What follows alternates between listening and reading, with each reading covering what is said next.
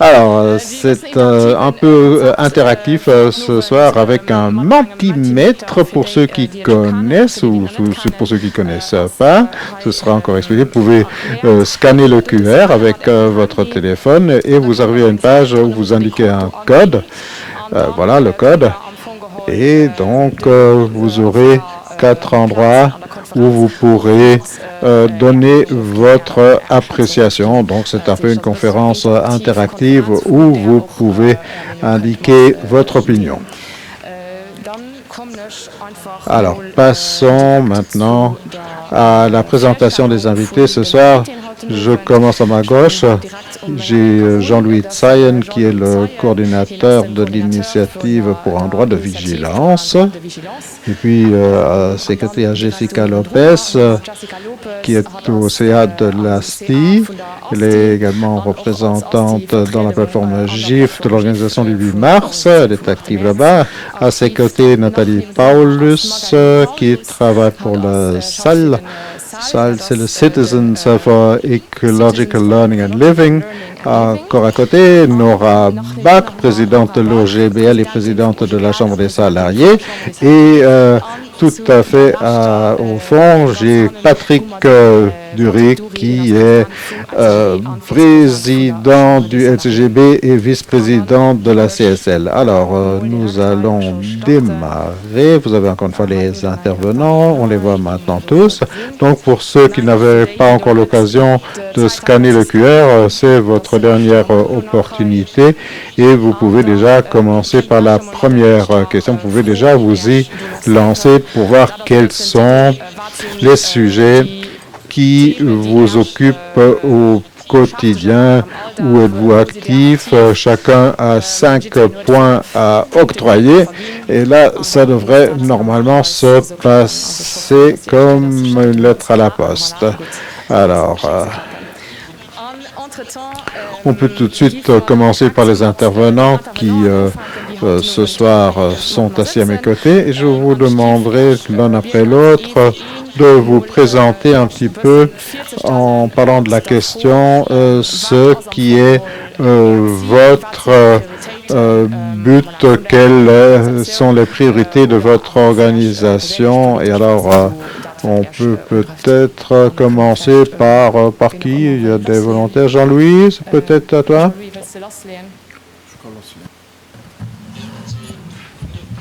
Oui, bonsoir tout le monde. L'Initiative pour un devoir de vigilance, c'est une plateforme qui existe depuis 2018. Elle regroupe 18 organisations de la société civile, dont l'OGBL. Rien que pour avancer ça tout de suite, quelle est notre vision?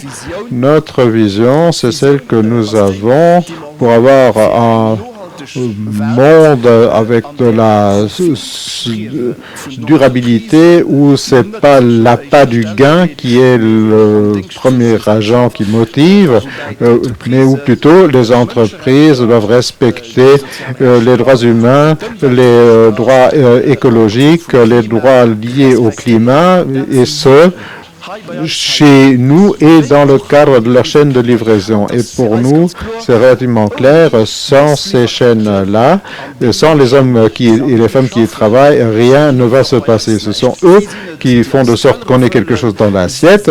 Ce sont ceux qui vont chercher des terres rares ou d'autres minéraux, que ce soit au nord ou au sud, tout ce qui se retrouve chez nous dans nos tablettes, dans nos téléphones, etc. Et puisque nous sommes pas une île heureuse isolée du reste, nous avons les entreprises qui ont leur siège ici et qui sont impliquées dans des violations des droits humains par leurs filiales, par leur chaîne de livraison. Et ils ont participé à aggraver les crises. C'est pas une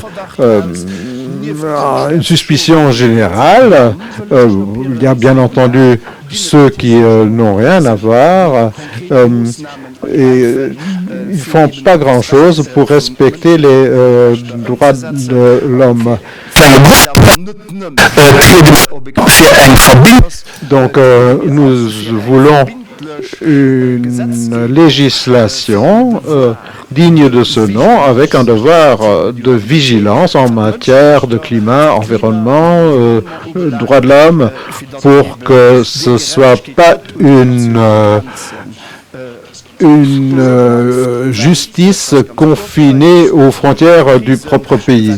Parce que, bon, ce qu'on fait ailleurs, ça se passe très loin de chez nous, mais c'est une raison de plus pour avoir une responsabilisation grâce à une législation, et c'est quelque chose qui doit se passer en accord avec les principes de l'ONU, avec l'accord de Paris et les conventions, et à ce moment-là, il faut qu'une chaîne de livraison intégrée en fasse partie. Il ne doit pas y avoir des dérogations pour les uns ou pour les autres, là où le Luxembourg, par exemple, avait voulu avoir une dérogation pour le secteur financier. Il faut aussi qu'il y ait eu un accès pour les victimes à la justice. Ça, ce sont les priorités que nous poursuivons.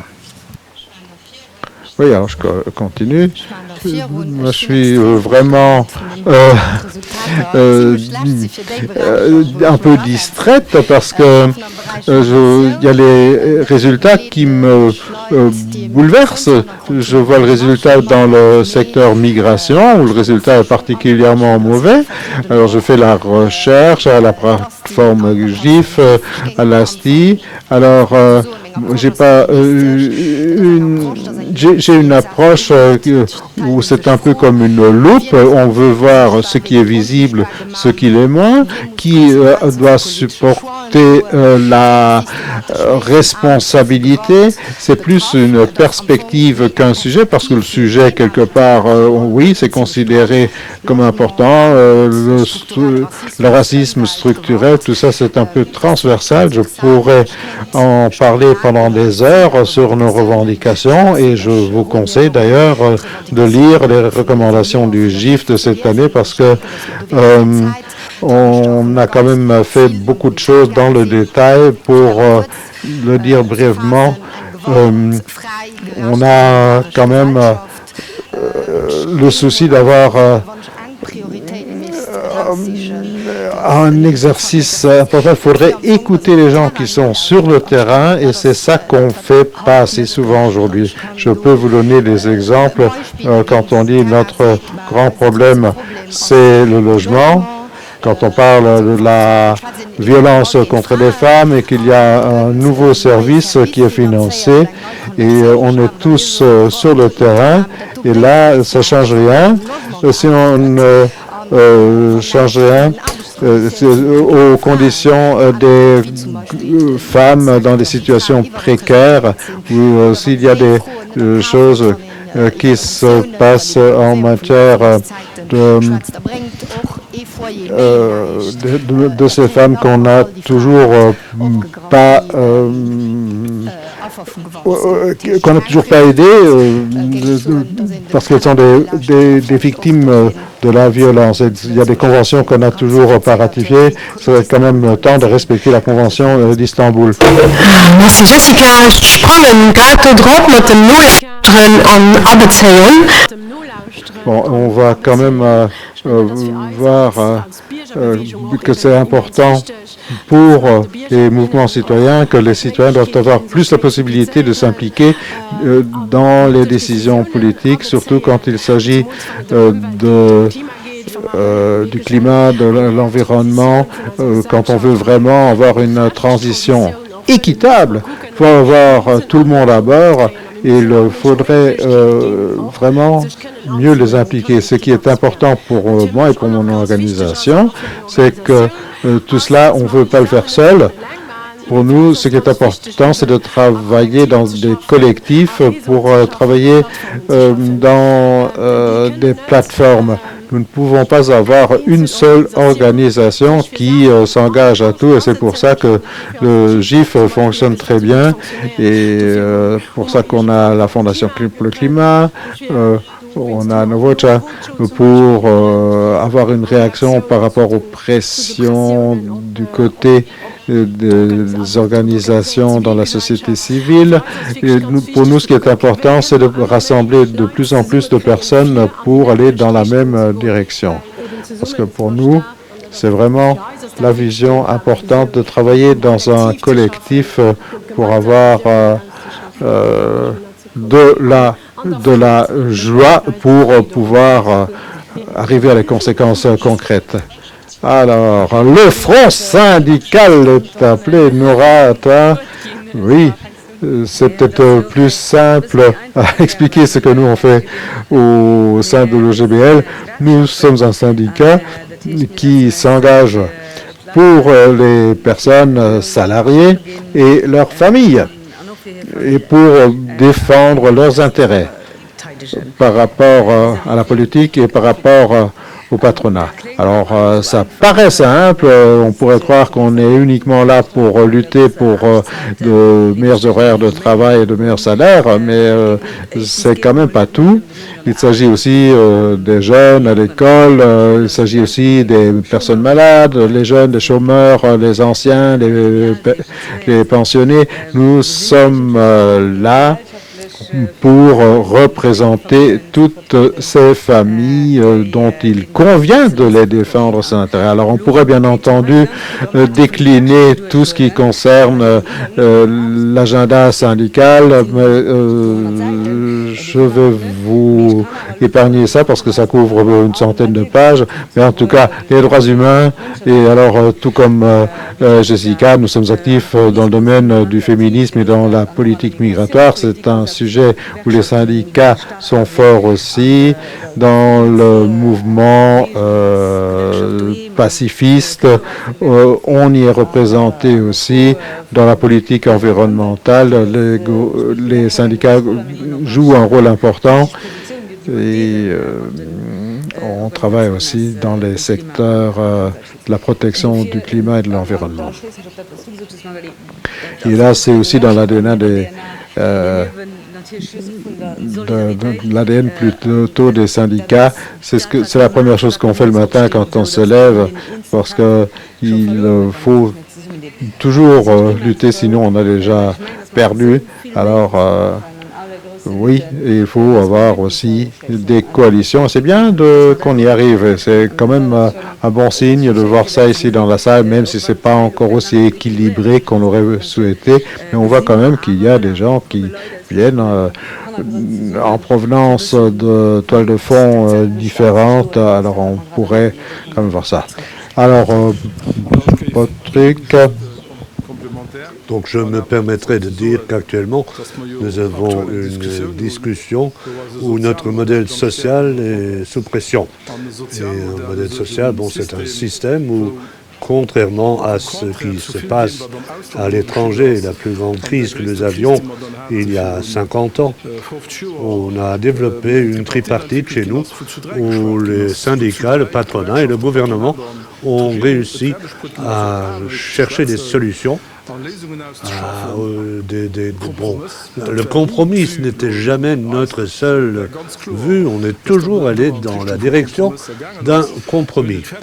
Donc, cela nous a permis de renforcer notre modèle social dans toutes les crises. Nous n'avons pas commis les mêmes erreurs qu'à l'étranger, où chaque crise a mené à une politique d'austérité qui a encore affaibli les gens qui étaient faibles.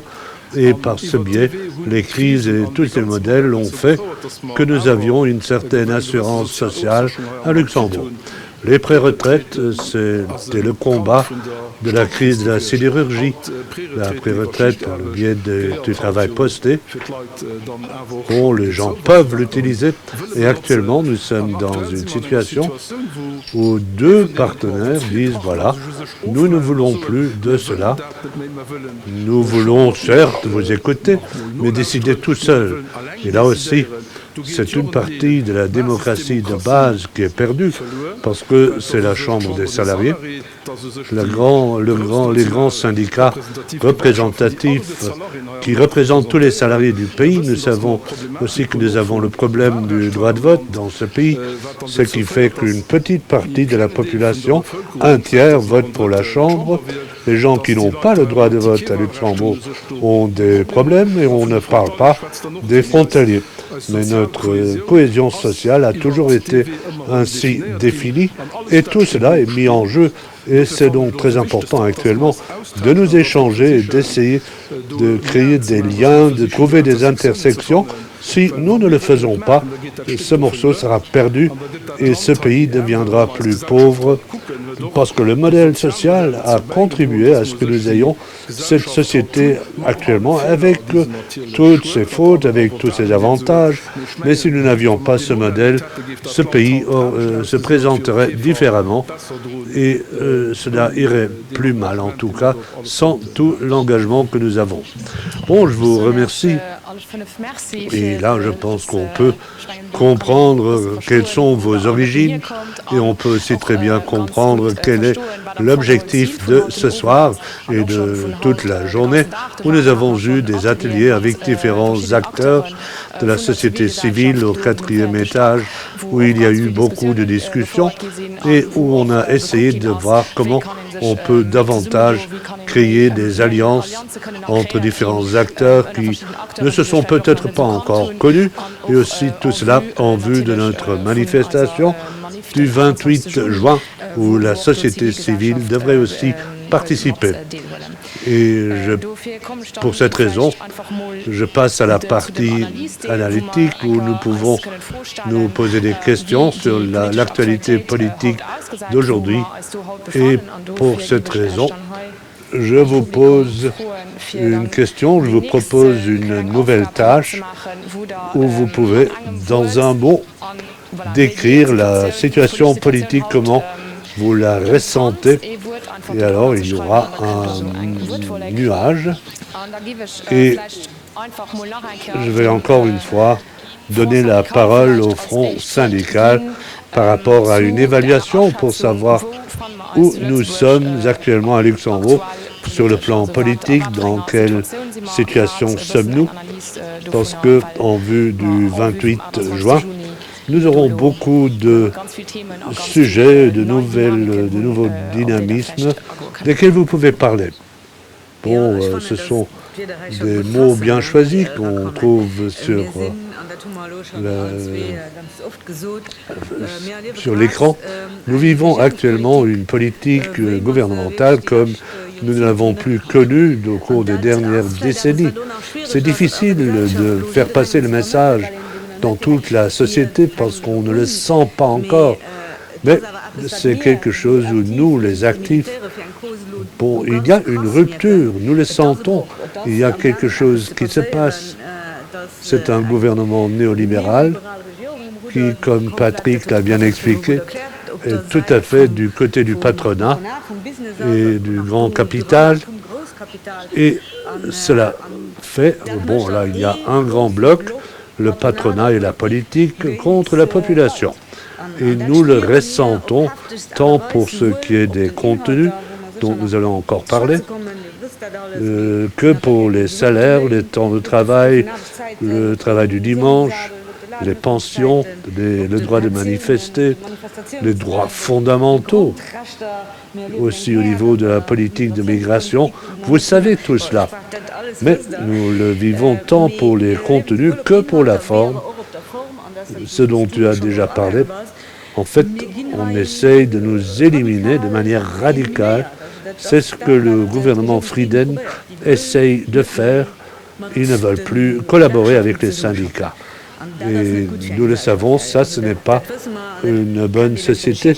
On le voit dans d'autres pays, si nous avons une telle politique où nous n'écoutons plus les autres, où nous n'entendons pas les besoins de la population, alors cela mène à de plus en plus d'injustice au niveau de la société et cela mène à des crises politiques.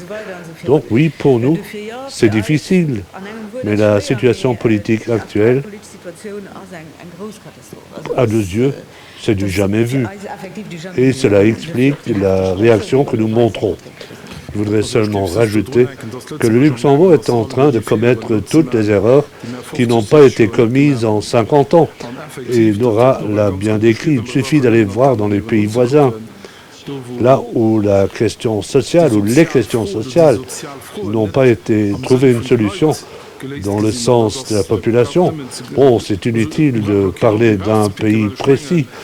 On doit avoir peur lorsqu'on voit nos voisins, lorsqu'on voit la partie proportionnelle de différents partis dans les élections. Bon, le Luxembourg a aussi un parti qui agit dans ce sens et qui a aussi fait 11%. Ça me fait réfléchir, mais c'est certainement le résultat du fait si les gens ne trouvent plus de réponse à leurs questions existentielles et s'il y a des partis, comme on le voit à l'est de l'Europe, où les partis extrêmes commencent à faire de la politique sociale, parce que ces partis-là ont une approche plus libérale pour l'économie et cela va déstabiliser notre société. Évidemment, ce n'est pas démocratique et cela mène à toutes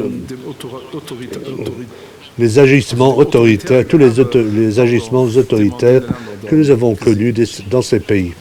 Moi, je voudrais réagir parce que je pense que dans le domaine où je suis actif, migration et féminisme, c'est un peu différent. Ce n'est pas aussi frontal. Les attaques ne sont pas aussi directes. Si on entendait, si on écoutait le discours, on pourrait même penser qu'on va dans la bonne direction. Beaucoup de promotion, de politique symbolique, diversité des gens. Si on parle de la migration, entre-temps, on parle du vivre ensemble interculturel. Donc, en fait, on pourrait s'imaginer qu'on va dans la bonne direction. Mais je puis vous dire qu'à partir du terrain, que c'est totalement faux. Et comme le discours est tout en rose, cela devient parfois encore plus difficile de dire stop. La situation des femmes à Luxembourg est actuellement catastrophique et beaucoup plus grave qu'auparavant, même si la ministre actuelle s'exprime mieux et fait un meilleur marketing. Je peux vous donner un exemple. Les femmes dans le monde qui souffrent le plus de violences sexuelles et physiques, ce sont des femmes qui ont un arrière-fond de migration. C'est un cas où les femmes qui ne viennent pas de l'Europe, qui n'ont pas de documents, qui n'ont pas de papiers, sont aujourd'hui dans une situation qui était différente il y a 4 ans, où une femme qui va voir la police parce qu'elle était victime de violence est tout simplement renvoyée dans son pays d'origine. Ça, c'est la réalité actuelle, parce qu'on estime que pour l'affaire ou le suivi de l'affaire, la présence n'est pas obligatoire à Luxembourg, et alors on renvoie la personne. Alors nous disons, si cela se passe une fois, alors personne n'ira plus à la police, et on n'aura pas protégé les victimes, on aura seulement soutenu les réseaux qui exploitent les femmes. Et là, on n'écoute pas, mais on voit d'un autre côté de belles campagnes, et ça c'est une énorme frustration. Et la politique de migration, je dois dire aussi, n'était pas parfaite auparavant. Il y avait beaucoup de choses qui auraient dû être faites différemment. Mais on avait quand même une approche humaine avec les dossiers, parce qu'on a eu le sentiment qu'on a compris qu'il s'agissait d'êtres humains, et actuellement, on a une lecture très stricte des lois, où on est effectivement sans pitié, et la personne qui n'a pas demandé de visa lorsqu'elle est venue, et même si elle a été fortement exploitée au travail, bon, c'est le risque qu'on court avec une immigration illégale.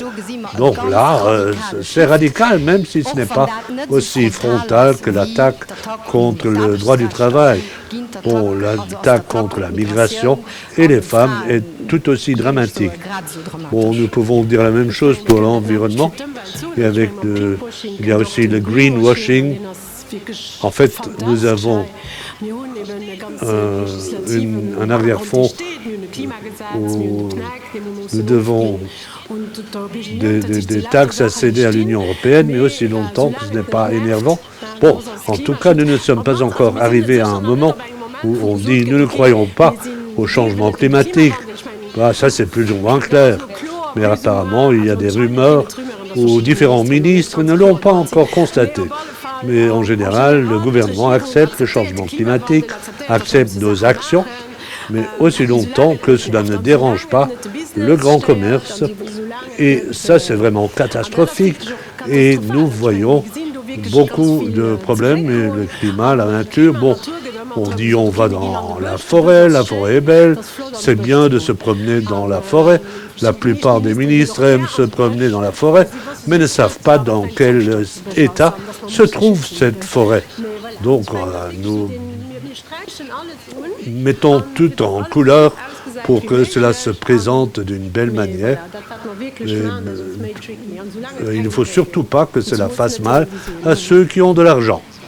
Bon, aussi un mot de ma part, Jessica et Magali, vous avez un peu parlé de la mise en peinture en rose et de la belle façade. Là où nous nous en occupons, où nous nous en engageons, c'est relativement visible. Ce gouvernement ne s'en cache pas. C'est tout simplement business first, et un point, c'est tout. Business first, et si nous faisons une analyse, et c'est aussi ce que nous avons constaté dans une réunion avec les ministres qui nous l'ont affirmé. En fait, il est aussi question de Luxembourg first. Et ça, c'est la direction dans laquelle nous allons. Bon, parce qu'il y a tellement de choses qui sont en bon ordre et on n'a pas le droit de généraliser, etc. Mais je dois vous dire honnêtement que si j'entends parfois ce que Nora et Patrick disent en réaction à ce que vous vivez, alors moi je me dis, nous jouons dans le même film. La société civile joue dans le même film. Et de l'autre côté, il y a les Frieden, Deleuze, parfois il y en a d'autres. Et alors il faut dire que le titre du film, souvent, c'est « Nous voulons faciliter votre vie, nous voulons une simplification pour les entreprises ». Pour les entreprises, cela veut dire moins de mesures en faveur des droits de l'homme, du climat, de l'environnement, qu'on doit pourtant protéger. Et pour le consommateur, on dit on va vous faciliter la vie. Vous pouvez faire vos achats le dimanche, vous pouvez faire vos achats plus longtemps le soir. Et en fin de compte, nous disons que le titre du film est mal choisi. Ce n'est pas le titre simplification, le titre devrait être dérégulation. Mais ils n'aiment pas entendre ce titre parce que en 2008, nous avions déjà ce scénario avec la crise financière où tout le monde a appris ce que dérégulation peut vouloir dire. Et ça, c'est un point où, en fait, nous disons de manière concrète que ça ne peut pas fonctionner de cette manière. Et le compromis dont on a parlé pour désigner ce qui est décidé dans le tripartite, nous avons l'impression que les ministres nous écoutent et disent aussi « nous comprenons vos doléances ».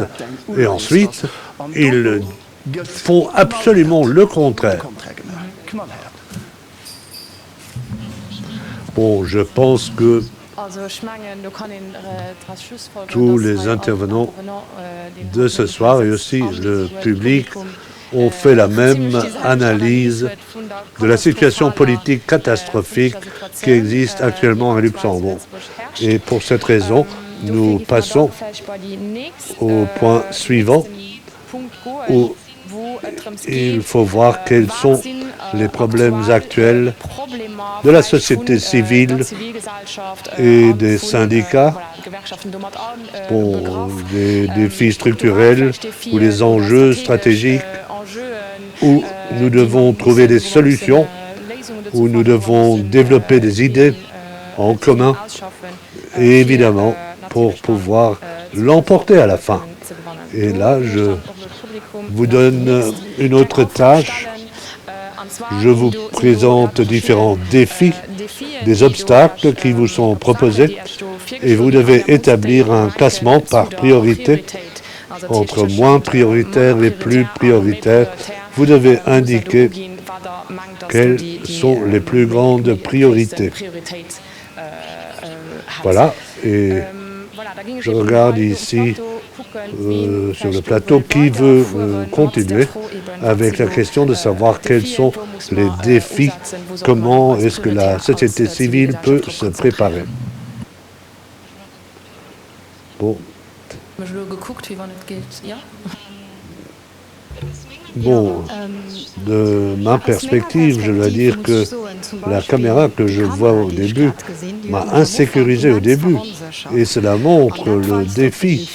Parce que moi, en fait, je suis au centre d'une organisation conventionnée à 80% et je suis salarié dans une autre organisation et mon poste est conventionné à 100%. Donc je vois qui est dans la salle, donc je me sens à l'aise, mais je suis quand même filmé, je l'ai constaté au début. Et je pense que ça, c'est déjà un grand défi de la société civile, parce que c'est une société qui s'est professionnalisée, qui est conventionnée, qui obtient les moyens pour travailler, mais auquel on pose aussi un cadre. Et on doit travailler dans ce cadre.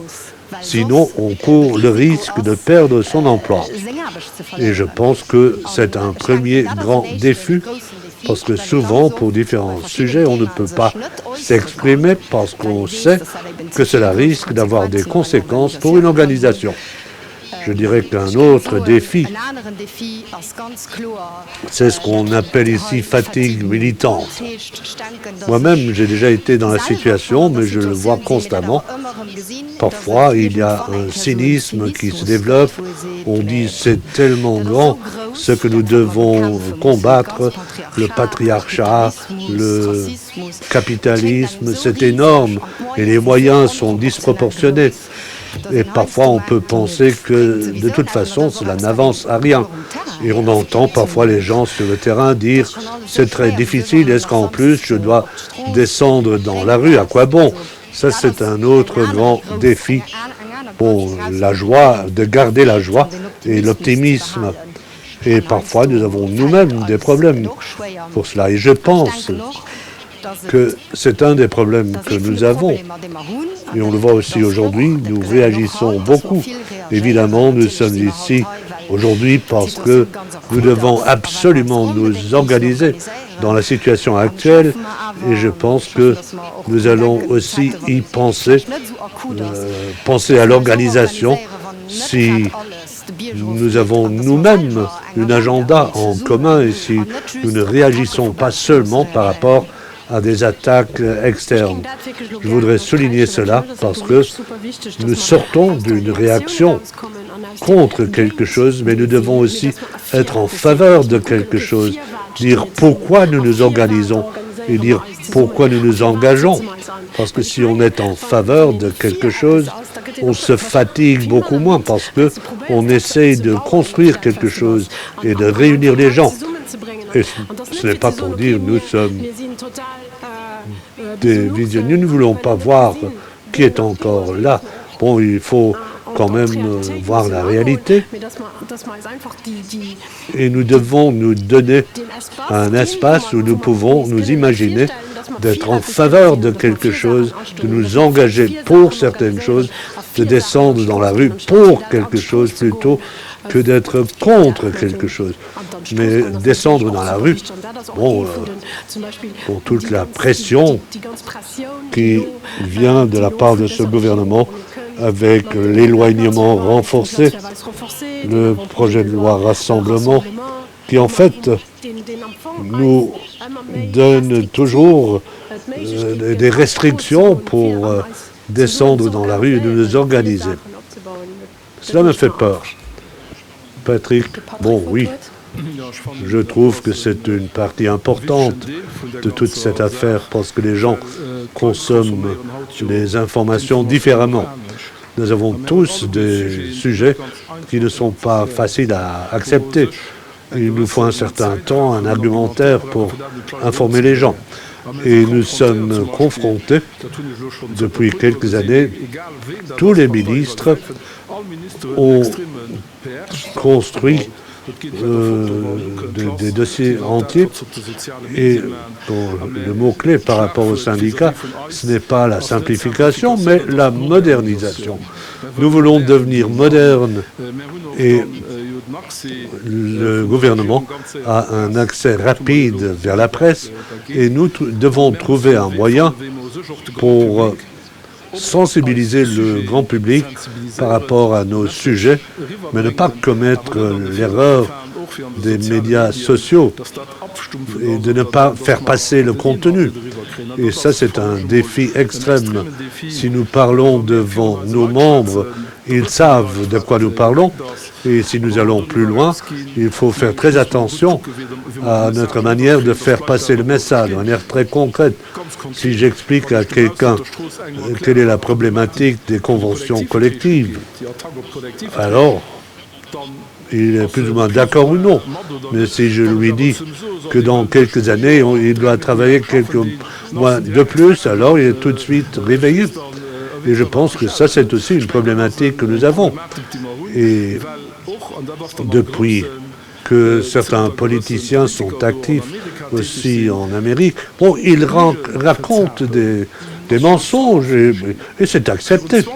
Et, bon, il y a 20 ans, dire certaines choses aurait fait qu'un politicien était mort en quelque sorte. Mais aujourd'hui, on dit non, ce n'est pas comme ça. La vérité est une autre. Alors, bon, nous ne sommes pas encore arrivés là, mais on le constate quand même. Si un très grand le fait, alors les petits peuvent faire la même chose. Nier, par exemple, le changement climatique, toutes les discussions autour des pensions sont surréalistes parce que nous nous occupons de problèmes qui n'ont rien à voir avec le problème réel des pensions et qui n'assurent pas le système. On retrouve cela constamment et c'est un problème parce que cela rentre déjà dans une certaine propagande, les fake news, et là nous devons tous voir comment nous pouvons faire. Il faut que ce soit court et concis, parce que les gens lisent surtout les titres et ne lisent pas les articles, donc nous devons savoir comment nous pouvons réagir. Maintenant, pour ce qui est des problèmes actuels, je me permets aussi d'être autocritique pour parler de ce que nous sommes en train de faire. Bon, Jessica a parlé de la coopération. Ce que nous faisons aujourd'hui, c'est bon et c'est correct, mais c'est un peu tard. Aussi en vue du 28, c'eût été très favorable si nous avions pu nous voir des mois auparavant. Parce qu'à ce moment-là, je pense que notre riposte du 28 aurait été encore beaucoup plus solide et plus forte. Mais ceci étant dit, bon, nous pouvons en tirer des enseignements positifs et dire aussi ce que nous voulons faire par la suite. Un autre défi, c'est au niveau de la politisation ou de la dépolitisation, qui à mes yeux est un grand problème. Je prends le secteur des ONG. Il y a toute une série d'ONG qui ont reconnu qu'on ne peut pas réaliser ces projets, que ce soit dans le sud global ou quelque part ailleurs, et qu'on ne peut pas les réaliser abstraction faite de la politique à Luxembourg. Parce que si on parle de business first, et je pense que cela doit encore être développé beaucoup plus fortement. Et alors, je dis aussi de manière critique à l'adresse de la société civile, je l'ai vu dans l'échange avec les collègues de Bruxelles, nous n'avons pas correctement reconnu différents problèmes qui s'étaient pourtant annoncés, parce que nous parlons maintenant que nous faisons opposition à ce que l'opposition veut vendre sous le label simplification, mais qui en fait est une dérégularisation. Cela s'annonce.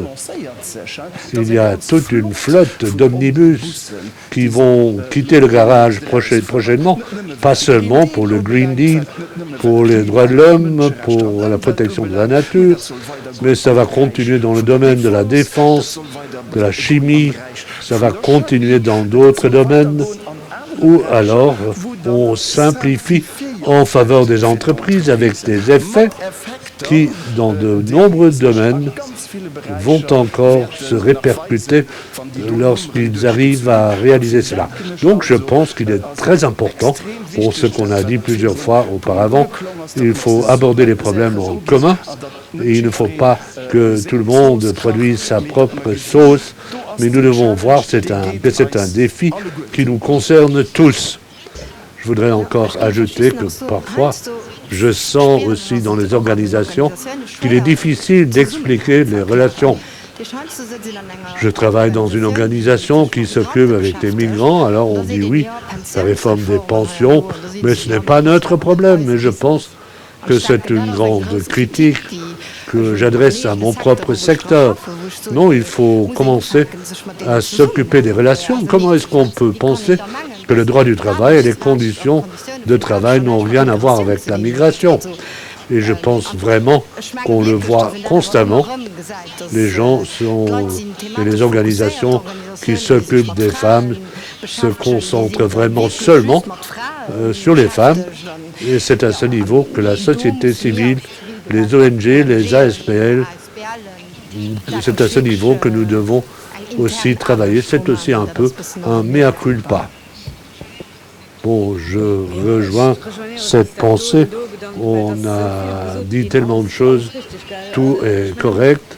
Nous sommes une salle pleine de personnes réunies à une certaine heure et qui ne sont pas devant Netflix et qui discutent pour savoir d'autres ne le font pas et pourquoi il n'y aura pas plus de gens dans la rue.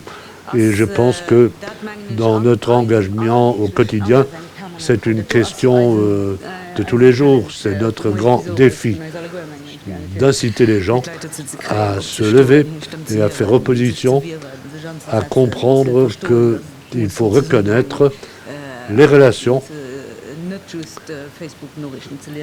Et pour cette raison, je pense que ceci, c'est un exercice important. Nous devons effectivement réussir, même si nous ne sommes pas en situation de crise, de coopérer. Maintenant, nous sommes dans une position défensive, mais bon, il n'y a rien qui se passe au niveau de l'environnement, mais il faut vraiment que nous agissions aussi à Luxembourg.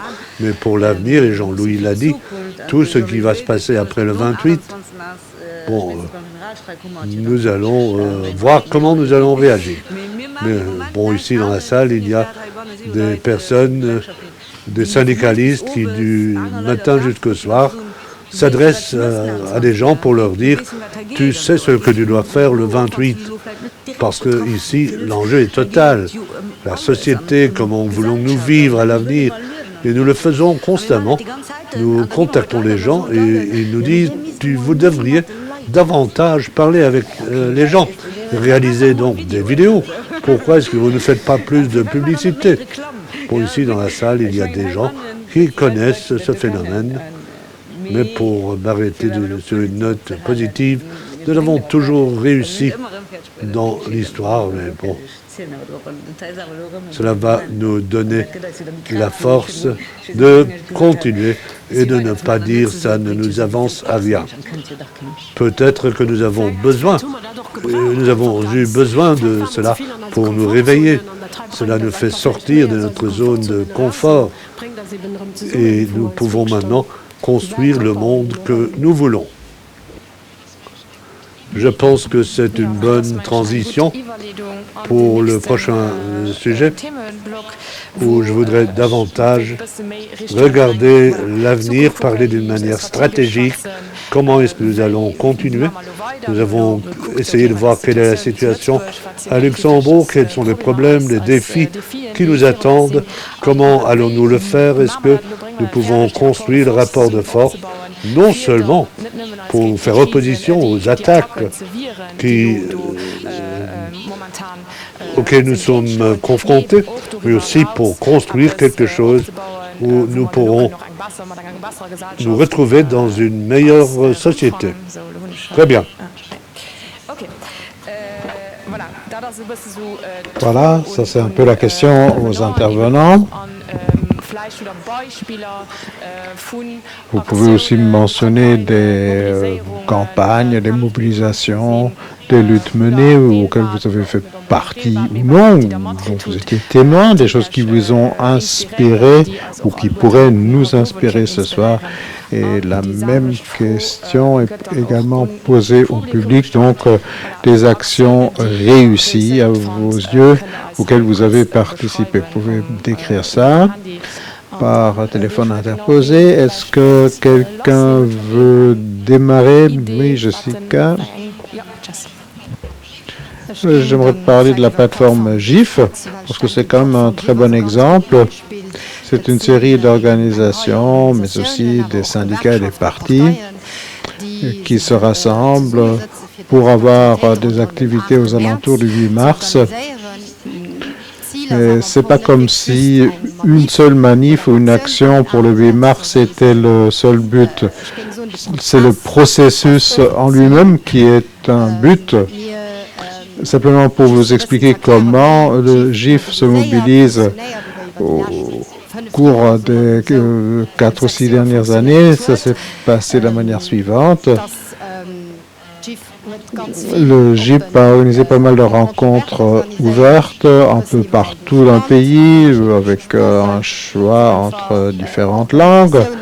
Donc, les personnes ont pu être invitées pour pouvoir procéder à des échanges, pour voir ce qui intéresse les gens. Il y a eu une série de groupes de travail où nous sommes assis ensemble, où on essaie de se mobiliser. Tout le processus est intéressant parce qu'en fait, il y a des organisations très différentes au sein du GIF. Il y a des organisations au sein du GIF avec lesquelles je ne suis pas trop d'accord pour la plupart de leurs objectifs. Mais enfin, le plus important, c'est qu'on soit tous d'accord pour qu'on ait des valeurs communes et qu'on trouve des compromis. Ça, c'est un exercice difficile. Souvent, là où ça foire, c'est pour des organisations de gauche où tout le monde veut faire un petit peu sa propre soupe et qui ne veut pas travailler avec les autres parce qu'il y a un sujet où on n'est pas sur la même longueur d'onde. Et là, je pense qu'il faut quand même faire preuve de conclure des compromis. Il y a parfois des, je sais pas, si on n'est par exemple pas d'accord sur l'approche par rapport à la prostitution, ben, on écarte le sujet prostitution et on discute seulement des sujets sur lesquels nous sommes plus ou moins d'accord. Et donc, on écarte le sujet de la prostitution. Bon, c'est un exercice qui n'est pas toujours facile. Il y a des fois qu'on est fatigué, il y a des fois où on pleure, il y a des fois où on est fâché, il y a des phases où ça se passe super bien avec le GIF, il y a d'autres phases où c'est un peu le calme plat. La plupart d'entre vous étaient déjà dans le coup quand on a fait les marches du 8 mars et vous voyez comment ça a bien marché, cette évolution entre les différentes organisations. Il y a beaucoup de gens qui se mobilisent. Maintenant, c'est même plus grand-chose qu'on doit faire pour mobiliser les gens, enfin qu'ils participent à cette marche. Mais c'est vraiment un sujet qui a bien été thématisé par le GIF, le système de care, donc les soins, tout le monde en parle, mais on voudrait que ce type de soins soit bien reconnu, mais au moins entre-temps les gens savent de quoi il revient. Alors pour nous, c'est un des meilleurs exemples de cette mobilisation collective au Luxembourg. Voilà, c'est tout.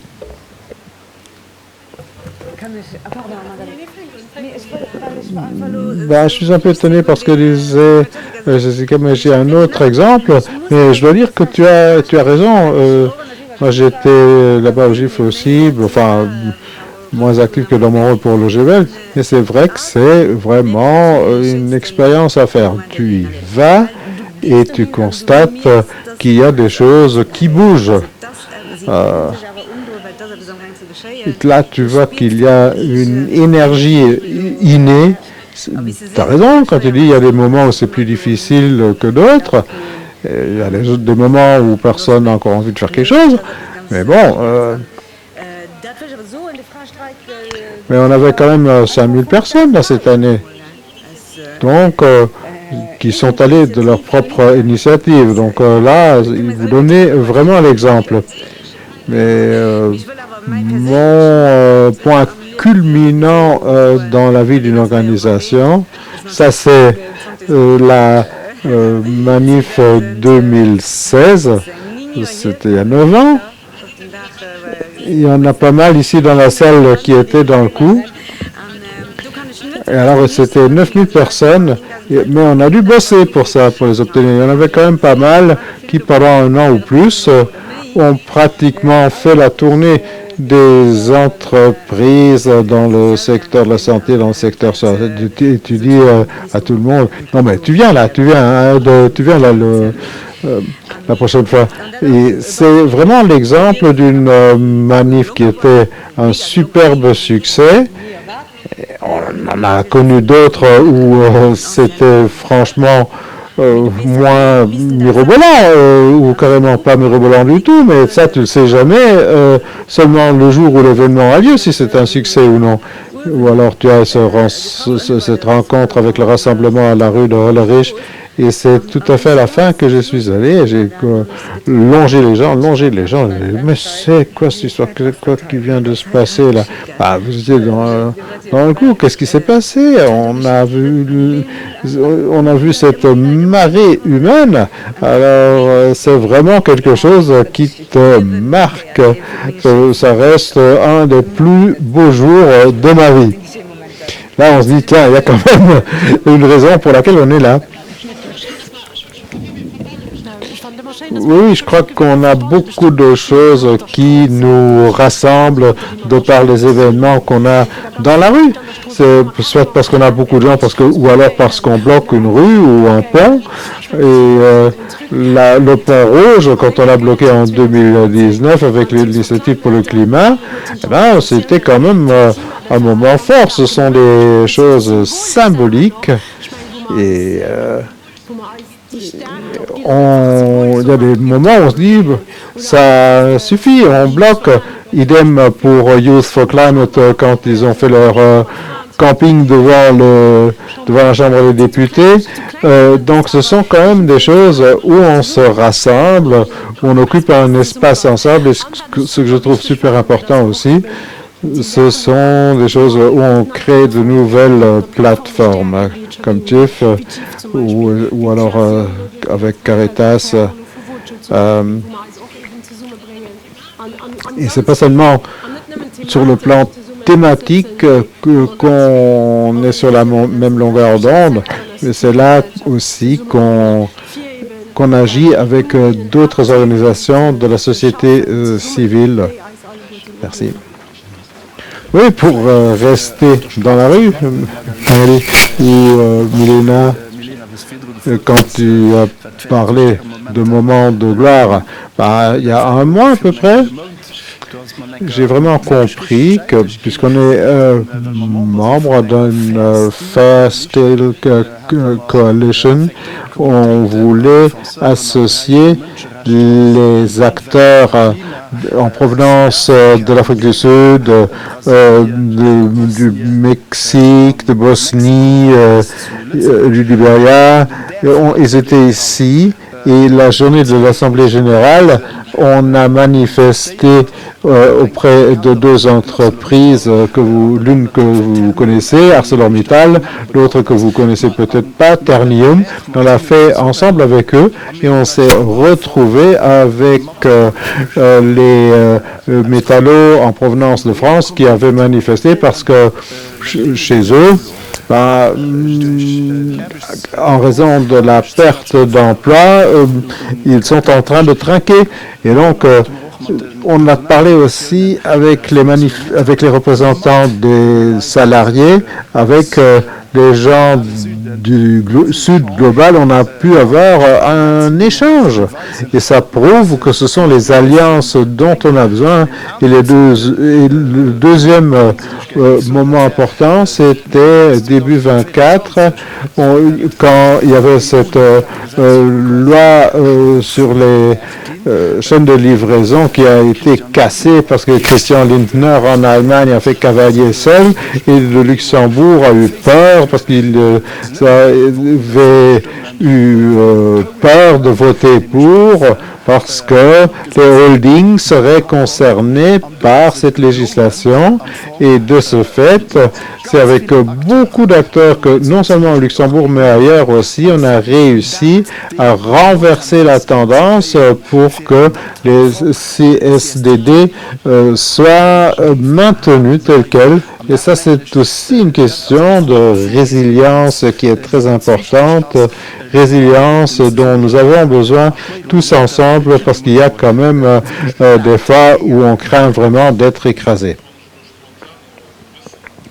Oui, si je dois parler spontanément sur des choses dont je me souviens sur ce qui s'est passé, au début, j'étais secrétaire général chez Luxer 2 ans après l'accident. Il y avait une politique minable en matière de personnel et on avait quand même réussi à ce qu'il n'y ait pas une grève sauvage. Les deux organisations syndicales ont travaillé ensemble, donc OGBL et LCGB. Et la deuxième chose qui m'est restée gravée dans la mémoire, chez Cargolux, on a dû faire une lutte commune qui était assez grave. Et ce dont je me souviens le plus dans mon travail actuel, c'est le moment où on a créé la SBL Cidroger.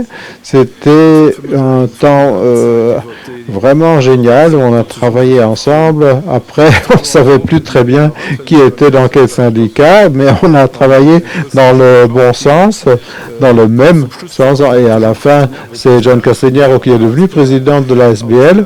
Et en 2004, on avait cette grève à cause de Dudelange et les deux organisations ont réussi à ce que 90% du personnel participe à une grève. Ça a uniquement marché parce qu'on était sur la même longueur d'onde. Il n'y avait plus que quelques cadres qui se rendaient encore au travail, mais ça, c'est quand même une chose gravée dans la mémoire. Parce que c'est au fond ça qu'on refait dans le cadre du Front syndical. Donc, on ne va pas se laisser diviser sur le fond, sinon tout va capoter. Donc, il faut apprendre sa leçon, parce que dans la situation où on est maintenant, le Front syndical, n'est-ce pas, il est quand même... C'est déjà plus qu'une nécessité. Mais même si on n'était plus dans la situation où on se trouve, on aurait des soucis encore plus grands que maintenant. Et vu qu'on a couvert une grande partie du chemin qu'on voulait couvrir, c'est uniquement parce qu'on a serré les rangs. C'est ça qui doit être la leçon de tout ce qu'on a vu jusqu'à présent. Il y a des choses qui nous unissent, et les choses qui nous unissent sont plus nombreuses que les choses qui nous séparent. Maintenant, on n'est pas incapable d'apprendre, c'est quelque chose qu'il faut prendre avec une certaine dose de positivité. Bon, alors on pourrait continuer avec le public, avec la prochaine dia. S'il y a des questions de la part du public, vous pouvez les poser. Mais de toute façon, on peut faire appel à un micro baladeur, qu'à le dire, et à ce moment-là, on peut déjà collecter certaines questions, et je continuerai avec la question, qu'est-ce qui vous a marqué le plus? On pourrait parler dans ce cas. Qu'est-ce que vous avez fait pour que quelque chose soit un succès? Quelle était la technique qui se cachait derrière et qu'est-ce qu'on devrait maintenant en apprendre pour les prochains mois et années? Oui, vas-y, Jessica. Oui, ce qu'on fait maintenant, c'est ce qu'on doit faire.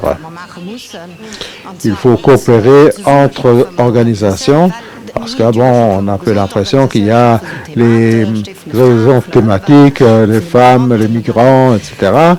Toute organisation mobilise ces gens, très bonne chose, mais il est important de comprendre que les syndicats n'ont pas d'accès à certains groupes. Et c'est pour ça qu'il est très important que les organisations accordent leur violon. Je pense concrètement à l'ASTI. Nous voyons des gens qui sont extrêmement exploités au boulot, mais qui n'ont pas vraiment de contrat, ils n'ont pas de délégation et pour pouvoir les contacter, il faut que ces organisations-là travaillent avec les syndicats, histoire d'avoir un point d'ancrage. Parce qu'en tant qu'ASTI ou en tant qu'autre ASBL, nous n'avons absolument pas le même rapport de force qu'un syndicat. Nous faisons l'expérience aussi qu'il y a des ministres qui disent « Oh, c'est bien horrible, mais si vous avez des cas comme ça, allez mettez-nous au courant et on va régler ça au cas par cas. » Alors qu'en réalité, ils ne font strictement rien, on ne règle rien du tout et on veut quand même continuer avec des syndicats, mais les syndicats ont aussi besoin d'autres organisations de la société civile pour pouvoir atteindre des populations qui ne sont pas ou pas encore syndiquées. C'est ce que faisait GIF aussi. Ça, c'est quelque chose qu'il faut tout bonnement poursuivre, travailler ensemble et le contexte, il faut l'expliquer aux organisations parce qu'il y a des organisations qui constatent une certaine résistance et il faut vraiment travailler là-dessus. Et voilà ce qui est organisé dans les différentes organisations. Alors, débattez, discutez, battez-vous à la limite dans les organisations, mais c'est quand même quelque chose qu'il faut avoir comme énergie au sein des CA. Sinon, ça n'avance pas. Oui, je voulais quand même vous faire remarquer que certains d'entre nous sont déjà ici depuis le début de la journée. On a déjà développé des actions communes. On était très créatifs. C'était une bonne idée qu'on se soit donné le temps et qu'on veut continuer à se voir pour travailler ensemble et pour avoir quelque chose de plus détaillé encore, pour avoir d'autres personnes dans notre enceinte. Donc, oui, on vise le 28 juin, mais il faut voir aussi comment on peut se positionner pour aller ensemble. Et ça va seulement si nous allons ensemble. C'est pas comme si on cherchait le plus petit dénominateur commun. Il faut vraiment se dire, ça c'est le monde qu'on veut, c'est un monde où il y a de la justice, un monde où la planète et la population qui s'y trouve puissent survivre. Et je pense à ces visions positives, mais je trouve que c'est dans cette direction-là qu'il faut s'orienter pour qu'on ait, et pour ça il faut avoir les initiatives. Oui, tu pourrais peut-être encore expliquer ce qui est prévu au sein de l'atelier. Oui, on est devenu ultra concret. Alors, avant la manif, on va faire un atelier de pancartes pour qu'on ait tous des pancartes intéressantes. Les artistes vont se mettre ensemble pour trouver des créations bien originales. On veut faire un podcast ensemble, on veut avoir des tribunes communes dans les médias, on veut travailler avec des injonctions en justice pour voir si on peut pas porter plainte contre le gouvernement ou d'autres protagonistes. Et on imagine qu'on pourrait peut-être bloquer certains endroits. Donc c'est très concret et on espère qu'on aura de plus en plus de gens pour qu'on puisse transposer ces actions. Et donc, on s'est dit aussi qu'on devait se voir plus souvent pour transposer tout ça. Et on pourrait aussi travailler sur les points où il y a de la discorde, de toute la discussion sur la croissance. On n'est pas toujours tous d'accord, mais il faut quand même y avoir de la confiance pour pouvoir mieux coopérer. Oui, c'est ce qui est sorti après tout ce qui a été raconté. Il y a de bons moments. Tu dois serrer les rangs. Enfin, vous devez serrer les rangs. Donc, il ne faut pas se laisser diviser. On ne doit pas être joués les uns contre les autres. Ça ferait trop plaisir à l'adversaire. Et dans le cas d'espèce, c'est comme disait Patrick, ça vaut pour tous les syndicats qu'il faut travailler avec tous les syndicats, avec toutes les associations de la société civile, pratiquement avec tout le monde. Parce que là, il y a des différences, des divergences, mais ça ne doit pas être un obstacle à la réalisation de la cause supérieure qui est importante. Et là, on est sur la bonne voie. Parce que bon, si tout le monde poursuit seulement son dada, là, ça ne marche pas. Il faut vraiment se retrouver avec les autres pour créer quelque chose. On peut parfois retirer des leçons là où ça ne marche pas. Si il y a des petites bagarres futiles où on perd seulement du temps, où c'est vraiment inutile, parce que ce qui est important aussi, c'est le temps. Ça aurait pu avoir lieu avant, là Jean-Louis n'a pas tort, mais bon, il y aura certainement encore d'autres luttes dans le futur. Donc, il faut quand même faire ça, même si on a un programme archi chargé, même si on est actif. Pour le moment, bon d'accord, on a démarré avec un peu de retard, mais ce n'est quand même pas la fin du monde. Je voudrais ajouter quelque chose. J'ai vu un ancien copain d'école qui m'a dit, mais comment tu fais, toi? Tu n'es jamais confronté avec de mauvaises nouvelles. Alors bon, je ne veux pas faire de l'optimisme à bon marché, mais si on n'était pas là, le monde serait comment? Il y a quand même nos membres qui s'engagent pour leurs collègues, pour la société. Nous sommes parmi les plus anciennes organisations maintenant, et donc c'est quelque chose d'extrêmement positif, parce que les syndicats, ils ne sont pas toujours perçus comme les organisations super sympathiques, ce qui n'est d'ailleurs pas forcément notre rôle, mais le fait qu'on fasse ce travail et qu'on arrive quand même toujours plus loin, et trouver des solutions ensemble, c'est quelque chose qui m'a toujours motivé, parce que je me dis toujours, qu'est-ce que tu as pu atteindre grâce à ton travail?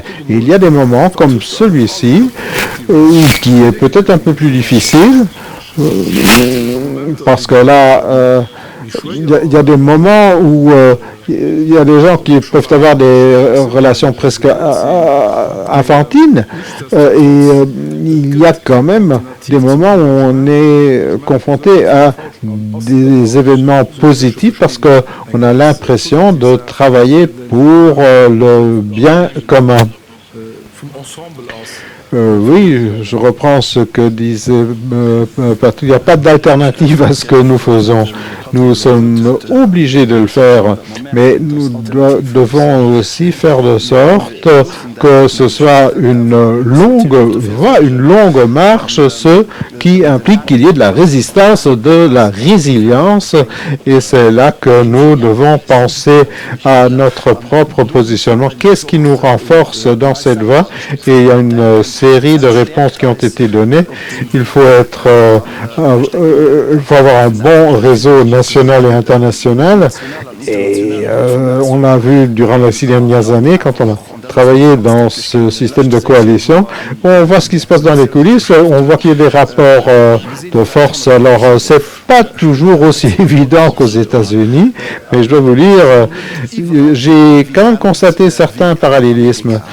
Donc, malgré tout, il y a certaines choses qui sont en rapport avec des rapports de force derrière l'écologie. C'est quelque chose où il faut enlever les mythes, où il faut en avertir le grand public parce que ce sont quand même des choses nécessaires, tout comme la résilience. Et c'est vraiment dans une époque comme celle-ci qu'on doit travailler sur ce sujet.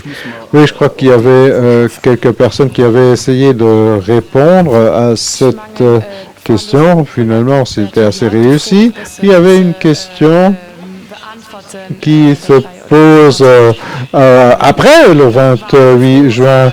Oui, donc le 28 juin, le soir, on va se coucher. Mais il y a par exemple cette question-là. Et il y a des questions bien concrètes avant le 28 du 6. Est-ce que je peux encore participer à des manifestations, à des événements concrets? Et quelles sont les meilleures méthodes pour mobiliser les frontaliers? Donc, question front syndical pour ceux qui veulent s'engager. Bon, j'ai besoin de quelques heures pour ça. Alors, que se passe-t-il le 29? Effectivement, on va d'abord dormir et après le sommeil réparateur, la vie continue. Donc, il y a quand même un but final. Ce ne sera pas terminé le 29. On a déjà tous milité et mobilisé, même avec un certain succès. Peu importe le nombre de milliers de personnes, c'est pas comme si le 29 juin tout était terminé. Donc, il faut continuer à appuyer sur le champignon. On a besoin des frontaliers parce que ils ont déjà pas de voix comme électeurs. Donc ici, ils sont un peu mis à l'écart. Donc il est important qu'on agit aussi contre la discrimination de ceux qui participent activement à la richesse de ce pays. La moitié des salariés, ce sont des frontaliers, n'est-ce pas? Alors, il y a cet envoi à tous les ménages qu'on a fait. Ça, c'est aussi une première historique qu'on ait fait en vrai toute boîte pour LCGB et OGBL, et c'est quelque chose qu'on ne peut pas faire pour couvrir l'Allemagne et la France entière. Là, ça risque de nous coûter quand même un tout petit peu trop cher. Alors, on s'adresse aux frontaliers, on s'est adressé dans les deux organisations, nos propres frontaliers dans les sections locales ou des regroupements. Donc, eux, ils vont prendre position à la gare, à Thionville, à Metz, dans les zonings comme à Audun ou en Allemagne. Donc, ils vont faire pas mal de conférences ou d'assemblées ouvertes au public où tout le monde est invité. Il y a quelqu'un de nous qui va faire le déplacement pour expliquer de quoi il s'agit et qu'il s'agit également et particulièrement des frontaliers. Donc, on a une présence dans la presse des pays voisins où on envoie des communiqués, des annonces. Alors là aussi, on participe à toutes les fêtes qu'il peut y avoir. Donc c'est quand même le côté, un peu comme ici au pays. Ici, c'est un peu plus simple avec les résidents parce qu'on peut faire le tout de boîte ici. Et là, ça marche pas. Mais bon, finalement, c'est quand même toujours la même question. Comment peut-on mobiliser les gens? Et on ne va pas mobiliser les gens avec Facebook et Instagram. C'est la vraie rencontre en chair et en os qui... Oui, alors j'ai essayé spontanément d'avoir le plan que David a envoyé pour je vais essayer de l'afficher si on ne voit pas très bien sur l'écran, mais je peux quand même brièvement l'expliquer pour les prochaines journées. Donc ce soir, on est ici à la conférence. Demain, on a un meeting des délégués principaux. On a un événement du syndicat du commerce au Kirchberg. Le samedi 7, il y aura une distribution auprès des francophonies. On va là où il y a la foule. En juin, le 10, il y aura la santé avec le secteur financier, avec le service énergie, avec le transport. Le soir, une rencontre des départements des jeunes de l'EGBL concernant les pensions.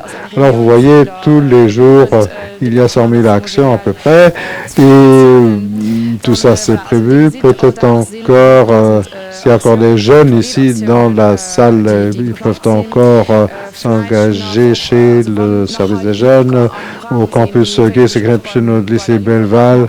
Là encore, il y a des possibilités. Ils auront encore besoin d'aide. Voilà, donc on va distribuer ça près des entreprises. Puis on a encore des actions sur les autoroutes qui sont prévues. On va se placer sur les ponts des autoroutes pour dérouler des calicots depuis les ponts. Et il y aura le département des femmes qui va encore faire une conférence sur les pensions des femmes. Ce sera dans cette salle. Et je crois que je n'ai pas oublié quelque chose. Il y a la fête de la musique. Là aussi, on sera présent. On va distribuer des choses aux gens pour informer et mobiliser les gens. Donc voilà, ça c'était donc en toute vitesse le programme. Milena, il faut dire que ce sont toujours des actions communes. Et tout le monde est invité. Nous avons besoin de gens pour nous soutenir un peu partout. Là où vous travaillez, là où vous habitez, là où vous êtes actifs, vous pouvez soit soutenir le front syndical ou alors passer à l'action vous-même dans votre club de football, mettre des affiches, travailler avec les gens pour répondre aux questions, pour savoir ce qu'on peut faire.